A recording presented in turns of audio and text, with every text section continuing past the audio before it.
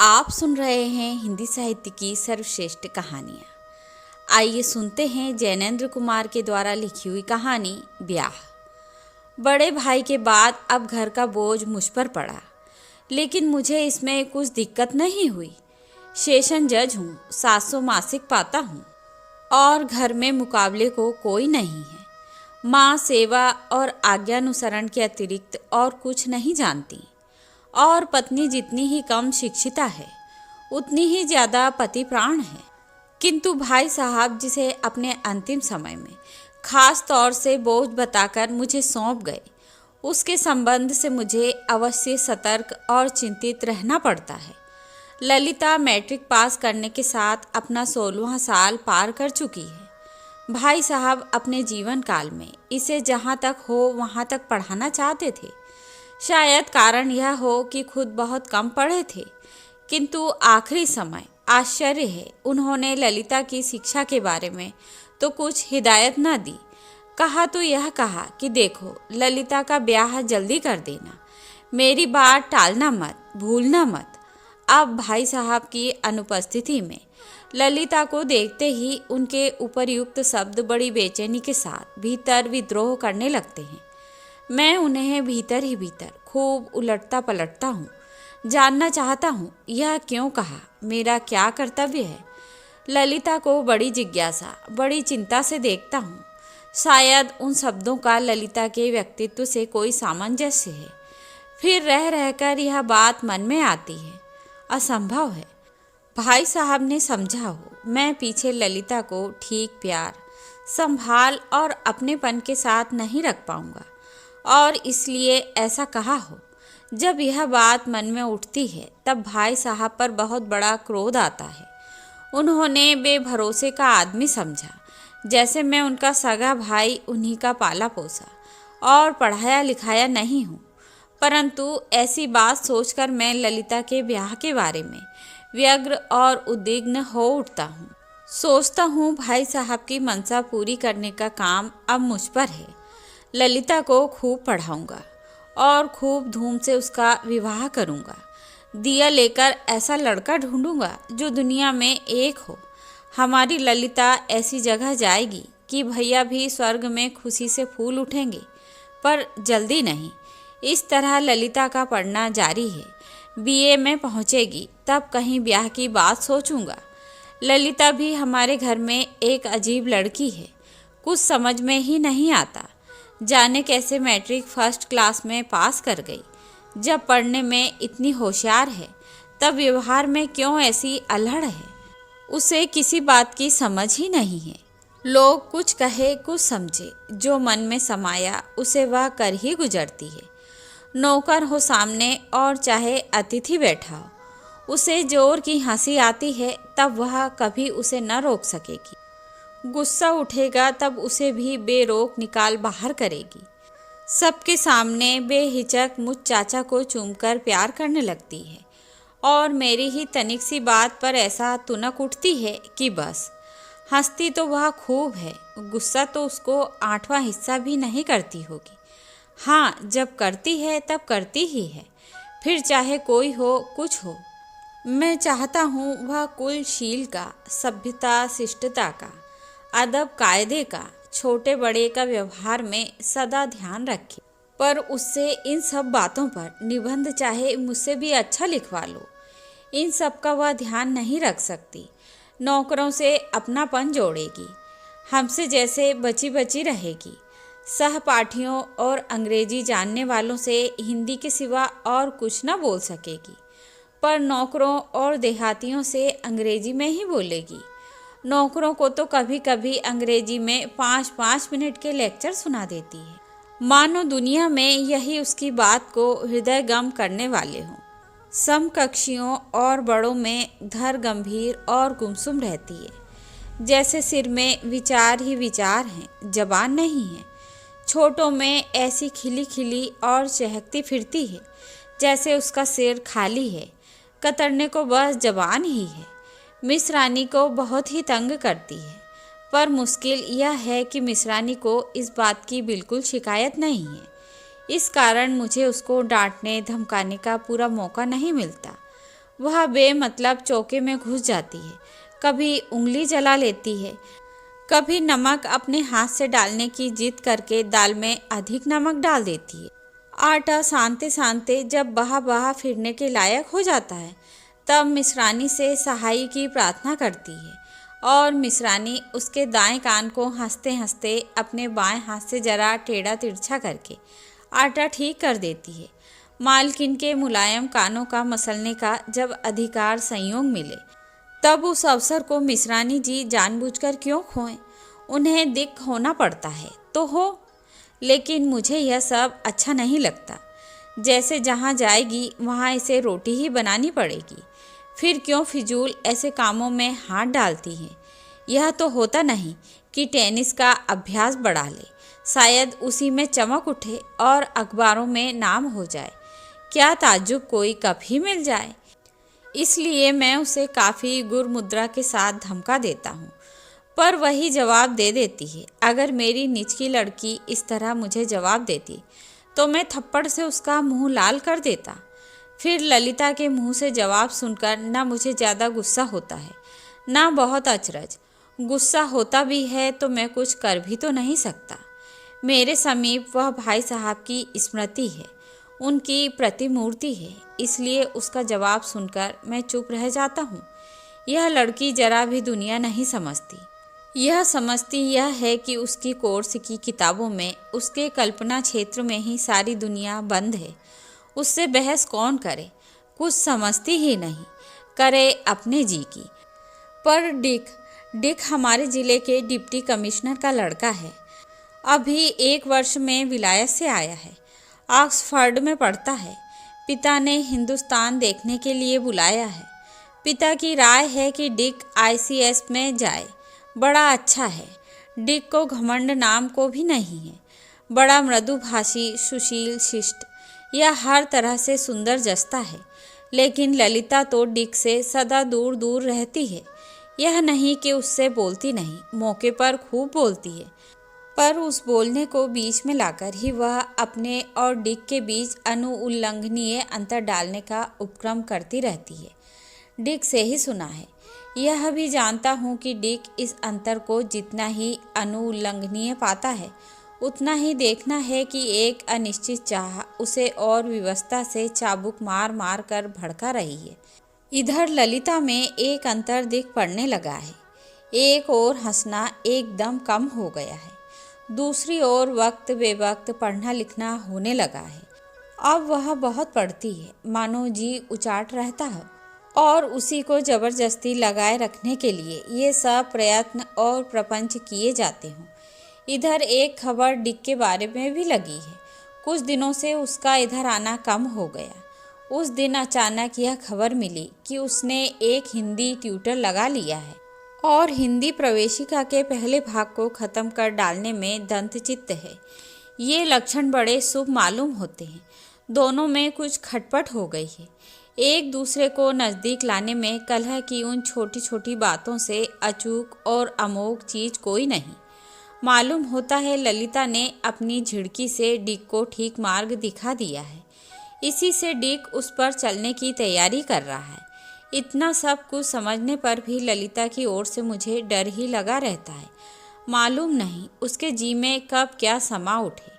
मालूम नहीं वह किस किस लाख में रहती है, किस प्रणाली से सोचती है। उसके जी का भेद मैं नहीं समझ पाता।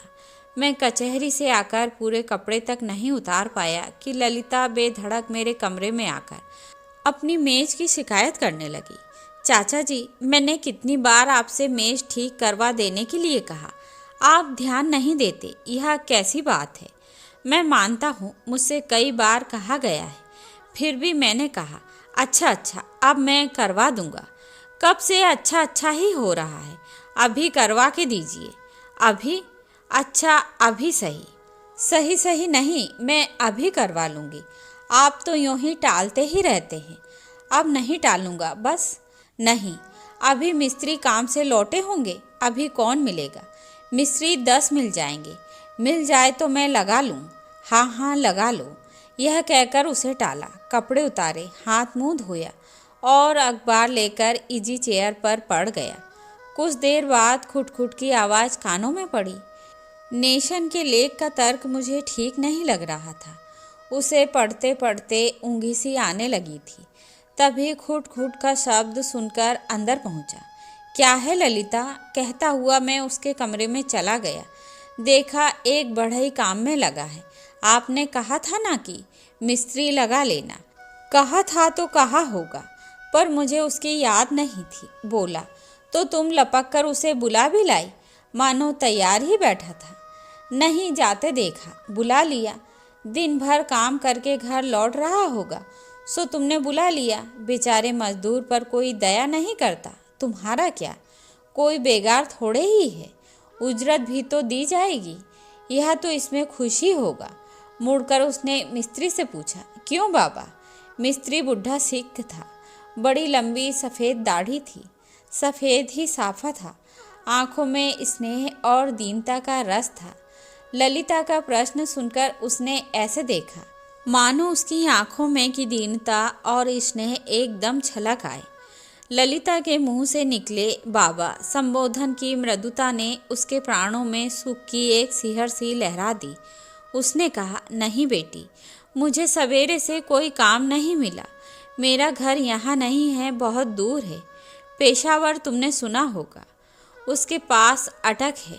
अटक के पास मेरा घर है। दरिया सिंध इसको छूकर बहता है। मैं यहाँ आज ही आया हूँ। काम ना मिलता तो ना जाने मेरा क्या होता।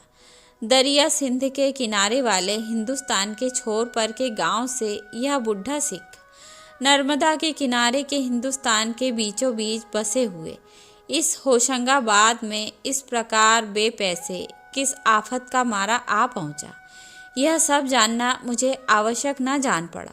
पर ललिता ने कुरेद कुरेद कर उसकी कहानी पूछी। मैंने भी सुनी। जब वह बुढ़ा नहीं था, जवान था, तब की बात है।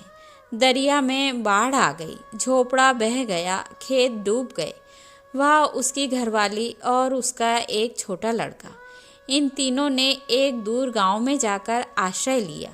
पर खाएं कहाँ से? जो थोड़ा बहुत नगद बाढ़ के मुंह से बचाकर ले आ सके थे, उससे ही बैठकर कब तक खाएंगे। ऐसी ही चिंता के समय उसे एक तरकीब सुझाई गई। मद्रास चला जाए तो वहाँ बहुत आदमियों की ज़रूरत है। खूब तनख्वाह मिलती है और सहूलियतें हैं, खूब आराम है। थोड़े ही दिनों में माला माल होकर लौट सकेगा। मद्रास पहुँचा, वहाँ से फीजी। घर से निकलने पर यह अब उसके बस का ना रह गया था कि वह फीजी ना जाए। तब फीजी ना जाता तो शायद जेल जाना पड़ जाता। ताज्जुब नहीं, जान से हाथ धो बैठने का ही मौका आ जाता। फीजी में काम किया, पीछे से वहाँ कमाने का मौका हो सकता था, पर बच्चे की घरवाली की याद ने वहाँ रहने ना दिया। जहाज के टिकट भर का पैसा पास होते ही वह चल दिया। मद्रास आया। आरी और वसूलों की सहायता से उसने मद्रास में 1 महीने तक अपना पेट भरा और उनसे ही 1 महीने बम्बई आने तक का किराया जुटाया। बम्बई में जैसे तैसे पेट तो भर सका। लाख कम खाने और 1000 ज़्यादा काम करने पर भी वह ऊपर से कुछ न जुटा सका। आखिर लाचार बेटिकट चल दिया। होशंगाबाद में टिकट वालों ने उतार दिया। वहाँ से वह अपने औजार संभाले चला आ रहा था। बहुत समझो उसकी वह पूंजी रेल वालों ने छोड़ दी। कहानी सुनकर बुढ़े पर दया करने को मेरा जी चाहा। पूछा, ललिता, इसे कितने में तय किया था? ठहराया तो कुछ नहीं? नहीं ठहराया। नहीं। अच्छा, जो ठहराया जाए उससे 1 आना ज़्यादा दे देना। मुझसे अच्छा कहकर सिख से उसने पूछा, बाबा तुम यहाँ रहोगे? ना बेटी। क्यों बाबा? घर तो अपना नहीं है। घर क्या छोड़ा जाता है? फिर बच्चे को कब से नहीं देखा, 20 साल हो गए। बाबा क्या पता वह मिलेगा ही, 20 बरस थोड़े नहीं होते। हाँ, क्या पता, पर मैंने अपने हिस्से की काफ़ी आफत भुगत ली है। परमात्मा अब इस बुढ़े के बुढ़ापे में उसका बचा खुचा नहीं छीन लेंगे। मुझे पूरा भरोसा है वह मुझे ज़रूर मिलेगा। हाँ, उसकी माँ तो शायद ही मिले। ललिता के ढंग से जान पड़ा वह इतनी थोड़ी सी बातें करके संतुष्ट नहीं है। वह उस बुढ़े से और बातें करना चाहती है, पर मुझे तो समय वृथा नहीं गंवाना था। मैं फिर एक आना ज़्यादा देने की हिदायत देकर चला आया। वह बुढ़ा तो धीरे धीरे मेरे घर से हिलने लगा। ज़्यादातर घर पर दिखता, किसी न किसी चीज़ को ठीक करता। उसने घर के सारे बक्सों को पॉलिश से चमका कर नया कर दिया। नई नई चीज़ें भी बहुत सी बना दी। वह ललिता का विशेष कृपा पात्र था और ललिता उसकी विशेष कृतज्ञता पात्र। उसने एक बड़ा सुंदर सिंगारदान ललिता को बनाकर दिया, एक केस बक्स, मेरे लिए हैट स्टैंड, खूंटियाँ वगैरह चीज़ें बनाकर दी।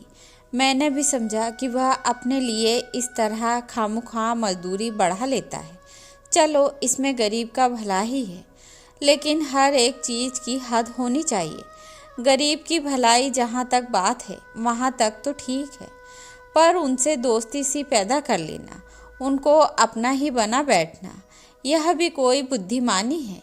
पर अल्हड़ ललिता यह कुछ नहीं समझती। उसको तो ज़्यादा समय अब इस बुढ़े से ही छोटी मोटी चीज़ें बनवाने में, उससे बात करने में बीतता है। मैं यह भी देखता हूँ कि बुढ़ा दीनता और उज्र के अतिरिक्त और किसी बात में बुढ़ा नहीं है। बदन से खूब हट्टा कट्टा है, खूब लंबा चौड़ा है। दाढ़ी मूँछों से भरा हुआ उसका चेहरा एक प्रकार की शक्ति से भी भरा है। यह मुझे अच्छा नहीं लगता, इसलिए मैंने उसे एक दिन बुलाकर कहा, बुढ़े, अब गांव कब जाओगे? गांव कैसे जाऊंगा जी? गांव क्यों जी? देखो, थोड़ी बहुत मदद की ज़रूरत, हाँ मैं कर दूंगा, पर तुम्हें अब अपने बच्चे के पास जाना चाहिए और यहाँ जब काम होगा बुला लूँगा। तुम्हारा फिजूल आना जाना ठीक नहीं। बुढ़ा इस पर कुछ न बोला, मानो उसे स्वीकार है। उसके बाद से वह घर पर बहुत कम दिखता। एक बार आया तब मैंने जवाब तलब किया, बुढ़े क्यों आए? क्या काम है? जी बिटिया ने बुलाया था। बिटिया? कौन बिटिया? वही आपकी। देखो बुढ़े, गुस्ताखी अच्छी नहीं होती। इस पर बुढ़ा बहुत कुछ गिड़गिड़ाया। गुस्ताखी नहीं, गुस्ताखीनी। और उसने बहुत सी शपथ खाकर विश्वास दिलाया कि वह कभी अपने को हमारे बराबर नहीं समझ सकता। आप तो राजा हो, हम तो कीकर नाचीज है, और वह तो मालकिन है, साक्षात राजरानी है। आदि और अंत में धरती पर माथा टेककर वह चला गया। बुढ़े की ओर से मुझे मुक्ति मिली। पर उसी रात को मेरे पास आया डिक। उसने बताया कि वह हिंदी शिक्षावली 2 भाग खत्म कर चुका है। वह और भी जो ललिता की आज्ञा हो करने को तैयार है। वह अब जल्दी ही इंग्लैंड वापस चला जाएगा, पर ललिता के बिना कैसे रहेगा? उसने अपने पैसे के, अपनी योग्यता के, अपनी स्थिति के, अपने बड़प्पन के वर्णन संक्षेप में पेश किए, अपना प्रेम बतलाया और उसके स्थायित्व की शपथ खाई। इस तरह अपना संपूर्ण मामला मेरे सामने रखने के बाद मेरी सम्मति चाहिए, पर मेरी सम्मति का प्रश्न नहीं था। मेरी तो उसमें हर तरह की सम्मति थी। मैंने उसे आश्वासन दिया, कल ललिता से जिक्र करूँगा। वह बोला, देखिए मैं नहीं जानता क्या बात है, पर मुझे ललिता अवश्य मिलनी चाहिए। मेरी उससे बातें हुई हैं, खूब हुई हैं। वह मेरे गोरेपन से घबराती है, पर मैं उससे भी कह चुका हूँ, आपसे कहता हूँ कि इसमें मेरा दोष तो है नहीं। फिर हिंदी में सीखता जा रहा हूँ। वह कहती है मुझ में और उसमें बहुत अंतर है। मैं मानता हूँ है, ना होता तो बात ही क्या थी, पर हम एक हुए तो मैं कहता हूँ सब अंतर हवा हो जाएगा। वह जो चाहेगी सो ही करूँगा। मैंने उसे विश्वास दिलाया, मैं अपने भरसक करूँगा। उसने कहा, ललिता के भारतीय वातावरण में पले होने के कारण यह बिल्कुल स्वाभाविक है कि वह इस संबंध में अपने अभिभावक से आज्ञा प्राप्त करे। इसलिए उसने मुझसे कहना ठीक समझा। मैंने फिर उसे वही विश्वास दिलाया और वह मेरी चेष्टा में सफलता की कामना मनाता हुआ चला गया। अगले रोज ललिता से जिक्र छेड़ा। मैंने कहा, ललिता, रात में डिक आया था। ललिता चुप थी। तुम जानती हो वह क्या चाहता है? तुम यह भी जानती होगी कि मैं क्या कहता हूँ। वह चुप थी। वह चुप ही रही। मैंने सब ऊंच नीच उसे बताया, अपनी स्पष्ट इच्छा, यदि आज्ञा हो सके तो आज्ञा जतला दी। ऐसे संबंधों का औचित्य प्रतिपादन किया। संक्षेप में सब कुछ कहा। मेरी बात खत्म न हो गई तब तक वह गंभीर मुंह लटकाए एक ध्यान एक मुद्रा से निश्चल खड़ी रही। मेरी बात खत्म हुई कि उसने पूछा, बाबा को आने से आपने मना किया था। कहाँ की बात कहाँ, मैं समझ नहीं पाया। कौन बाबा? वही बुढ़ा सिख मिस्त्री। हाँ, मैंने समझाया था उसे फिजूल आने की ज़रूरत नहीं। तो उसने डिक से कहिए, मैं अपने को इतनी सौभाग्यवती नहीं बना सकती। मुझ नाचीज की फिक्र छोड़, क्योंकि भाग्य में मुझे नाचीज ही बने रहकर रहना लिखा है। मुझे बड़ा धक्का लगा। मुंह से निकला, ललिता। उनसे कह दीजिएगा। बस यह कहकर वह चली गई। मैं कुछ न समझ सका। अगले रोज कचहरी से लौटा तो घर पर ललिता न थी। कॉलेज में दिखवाया, उसके महिला मित्रों के यहाँ पूछवाया, फिर उस बुढ़े मिस्त्री के यहाँ भी ढूंढवाया। वह बुढ़ा भी गायब था। पूरा यकीन है पुलिस ने खोज में कमी न की और पूरा अचरज है कि वह खोज कामयाब नहीं हुई। मैं समझता हूँ वह सिख सीधा आदमी ना था, छठा बदमाश है और उस्ताद है। पुलिस की आंख बचाने का हुनर जानता है। डिक को जब इस दुर्घटना की सूचना और ललिता का संदेश मैंने दिया तो वह बेचैन हो उठा। उसने खुद दौड़ धूप में कसर न छोड़ी, पर कुछ नतीजा न निकला। डिक खुद अटक हो आया, पर वहाँ से भी कुछ खबर न पा सका।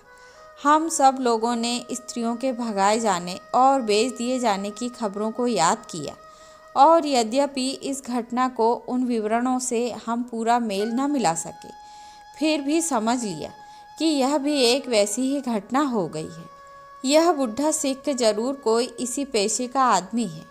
ना जाने कैसे ललिता को बहका ले गया। इसके कोई महीने भर की बात है। एक दिन मेरे अदालत के ही कमरे में डिक ने आकर मुझे एक तार दिखाया। कैम्बलेपुर के कलेक्टर का तार था। उक्त विवरण की लड़की के साथ एक बूढ़ा सिख गिरफ्तार किया गया है। वह गिरफ्तार करके होशंगाबाद ही लाया जा रहा है। लड़की ने मुझसे बोलने से इनकार कर दिया। इससे मैं उसे समझाकर होशंगाबाद न भिजवा सका। हमें बड़ी खुशी हुई। डिक फौरन ही कैम्बलेपुर जाने को उतावला हो उठा, पर मैंने रोक दिया। पहले तो उसे आ जाने दो, देखो कौन है कौन नहीं। इसके तीसरे रोज मुझे ललिता की एक चिट्ठी मिली। चिट्ठी बहुत संक्षिप्त थी। मैंने अब तक ललिता की कोई चिट्ठी नहीं पाई। कोई मौका ही नहीं आया। लिखा था, चाचा जी, पिताजी के बाद बहुत थोड़े दिन तक आपको कष्ट दिया, इसलिए पिताजी के नाते भी और अपने निज के नाते भी मेरा आप पर बहुत हक है। उस सब के बदले मैं आपसे एक बात मांगती हूँ। उसके बाद और कुछ ना मांगूंगी। समझिए, मेरा हक ही निबट जाएगा। बाबा गिरफ्तार कर लिए गए हैं। उन्हें छुड़वाकर घर ही भिजवा दें। खर्च उनके पास ना हो तो वह भी दे दें। आपकी ललिता। चिट्ठी में पता नहीं था और कुछ भी नहीं था, पर ललिता की चिट्ठी मानो ललिता ही बनकर मेरे हाथों में कांपती कांपती अपना अनुनय मनवा लेना चाहती है। अगले रोज जेल सुपरिटेंडेंट ने मुझे बुलवा भेजा। वही बुढ़ा सिख मेरे सामने हाजिर हुआ। आते ही धरती पर माथा टेककर गिड़गिड़ाने लगा, राजा जी, क्यों बुढ़े, मैंने तुझ पर दया की और तूने शैतानी। राजा जी और हुजूर, यही दो शब्द अदल बदल कर उसके मुंह से निकलते रहे। अच्छा, अब क्या चाहता है? हुजूर, जो मर्जी। मर्जी क्या, तुझे जेल होगा। काम ही ऐसा किया है। हुजूर, नहीं नहीं नहीं। राजा जी, क्यों रे, मेरी लड़की को ले भागने वाला तू कौन था? बदमाश पाजी। नहीं नहीं। उसके बिना कहे मैं समझता जा रहा था कि वह किन्हीं विकट लाचारियों का शिकार बनाया गया है, लेकिन उस घटना पर जो क्षोभ मुझे भुगतना पड़ा था वह उतारना तो चाहिए किसी पर, इसलिए उसे मैंने काफ़ी कह सुन लिया। फिर उसे रिहा करने का बंदोबस्त कर दिया। छूटकर वह मेरे ही घर आया। मालिक, राजा जी, उसकी गड़बड़ गिड़गिड़ाहट में से मैंने परिणाम निकाला। वह खाली हाथ है, किराए का पैसा चाहता है, परंतु वह घर चला जाएगा, नहीं तो उससे नौकरी या मजदूरी करवा ली जाए। मैंने उसे घर पर ही रहकर काम करने का हुक्म दिया। डिक को मैंने सूचना दी। वही बुढ़ा सिख आ गया है। डिक ने कहा, उसे छुड़ा लो, उसे साथ लेकर उसके गांव चलेंगे। हाँ जरूर, अभी। हम दोनों बुढ़े को साथ लेकर चल दिए। हमने देखा बुढ़ा बिल्कुल मनहूस नहीं है। बड़प्पन के आगे तो वह निरीह दीन हो जाता है, पर अगर उससे सहानुभूति पूर्वक बोला जाए तो वह बड़ा खुशमिजाज बन जाता है। उसने सफ़र में तरह तरह से हमारी सेवा की, तरह तरह के किस्से सुनाए, लेकिन उस खास विषय पर किसी ने जिक्र नहीं उठाया, मानो वह विषय सबके हृदय के इतना समीप है कि जरा उंगली लगी तो वह कसक उठेगा। सिंध गहराता हुआ बह रहा है और हम स्लेट के पत्थरों के बीच एक पगडंडी से चुपचाप जा रहे हैं पैदल। एक छोटे से गांव के किनारे हम आ गए। 25-30 घर होंगे। नीची छतें हैं, उनसे भी नीचे द्वार। शाम हो गई है। हरित भीमकाय उतुंग पर्वतमालाओं की गोद में, इस प्रशांत सिंध संध्या में यह खेड़ा, इस अजय प्रवाह से बहते जाते हुए सिंध के किनारे, विश्व के इस एकांत, शांत, अज्ञात और गुपचुप छिपे हुए कोने में, मानो दुनिया की व्यर्थ व्यस्तता और कोलाहल के प्रतिवास स्वरूप विश्राम कर रहा है। प्रकृति स्थिर, निमग्न, निश्चेष्ट, मानो किसी सजीव राग में तन्मय हो रही है। यह खेड़ा भी मानो उसी राग के मौन समारोह में योग दे रहा है। इन मुट्ठी भर मकानों से अलग टेकड़ी सी ऊंची जगह पर एक नया सा झोपड़ा आया और बुढ़े ने हमें खबरदार किया। बुढ़े ने उंगली ओंठों पर रख संकेत किया, हमको यहीं चुप ठहर जाना चाहिए। हम तीनों खड़े हो गए, मानो सांस भी रोक लेना चाहते हैं। ऐसे निस्तब्ध भाव से नई आवाज़ आई, अभी नहीं, सबक खत्म कर दो, तब चलेंगे। ओह, ललिता की आवाज़ थी। डिक का तो कलेजा ही उछलकर मुंह तक आ गया, पर हम सब ज्यों के त्यों खड़े रहे। एक भारी अनपढ़ दबी, मानो आज्ञा के बोझ से दबी आवाज़ में सुनाई पड़ा, दिस इज ए चेयर। हाँ चेयर, ठीक चेयर, गो ऑन। 2-3 ऐसे लड़खड़ाते वाक्य और पढ़े गए और इसी प्रकार उन पर दाद दी गई। फिर उसी बारीक, उकसाती हुई और चाह भरी आवाज़ में सुन पड़ा, अच्छा जाने दो, छोड़ो, चलो दरिया चले, लेट्स गो। हम ओट में छिपे रहे। दोनों निकले, ललिता और वह कौन है? शकल ठीक नहीं दिख पड़ी, पर देखा खूब डील डोल का जवान है, पुट्ठे भरे हैं, चाल में धमक है, पर सब में सादगी है। ललिता उसके बाएं हाथ की उंगलियां थामे हुई थी, उन्हीं उंगलियों से खेलती हुई चली जा रही थी। मैंने बुढ़े से पूछा, वह कौन है? मेरा लड़का पुरुष सिंह। शायद पुरुष सिंह वह ठीक ना बोल सका हो। तब उस बुढ़े ने कहा, आओ चले देखें। हम चुपचाप उसके साथ चले। सिंध सामने ही तो है। एक बड़ी सी चट्टान के पास ऐसे खड़े हो गए कि उन दोनों की निगाहों से बचे रहें। यू पोरस, वह क्या बह रहा है, लाओगे? ला सकते हो? Can you? वाह क्या बात। ऊंची धोती पर एक लंबा सा कुर्ता तो पहने ही था, उतारा और उस सिंध के हिंस प्रवाह में कूद पड़ा। लकड़ी का टुकड़ा था, किनारे से 15 गज दूर तो होगा। हमारे देखते देखते ले आया। हंसता दौड़ता आया ललिता के पास, बोला, ले आया बस, पर दूंगा नहीं। इतना कहकर फिर उसने वह लकड़ी भरपूर जोर से धार में फेंक दी। ललिता ने कहा, यू नॉटी। मैं अपने को संभाल ना सका, चट्टान के पीछे से ही बोल पड़ा, यू नॉटीएस्ट। और बोलने के साथ ही हम तीनों उसके सामने प्रकट हो पड़े। Hello uncle, and oh hello you Dick, how do you do dear Dick, and oh my dear father, what luck. कहकर उसने बुढ़े का हाथ चूमकर पहले उसका अभिवादन किया। See you my Porus Dick, king Porus of history, mind you, is he not as fair as you. Dick का वाक विमूढ़ छोड़ पोरस की ओर मुड़कर इंट्रोडक्शन देते हुए कहा, माय अंकल, मेरे चाचा, and that my dear friend Dick, और वह डिक मेरा खूब प्यारा दोस्त। घुटने से ऊपर लाई हुई गीली धोती और नंगा बदन लिए पोरस ने डिक अंग्रेज और मुझ जज के सामने इस परिचय पर हंस दिया, मानो उसे हमारा परिचय खुशी से स्वीकार है। रेख अभी नहीं फूटी है, बदन और चेहरा भरा पूरा है, आंखें भोलेपन और खुशी से हंस रही हैं। मुझे यह मानव मूर्ति स्वास्थ्य और सुख और प्रसन्नता से खिली हुई, मानो गढ़ी हुई यह प्रकृति मूर्ति अरुचिकर न जान पड़ी। पोरस, चाचा को सर नवाओ। उसने दोनों हाथ जोड़कर समस्त सिर झुका दिया। तब डिक का हाथ बढ़ा। पोरस का हाथ शेक करते हुए कहा, पोरस, तुम राजा है, हम हारता है और हम खुश है।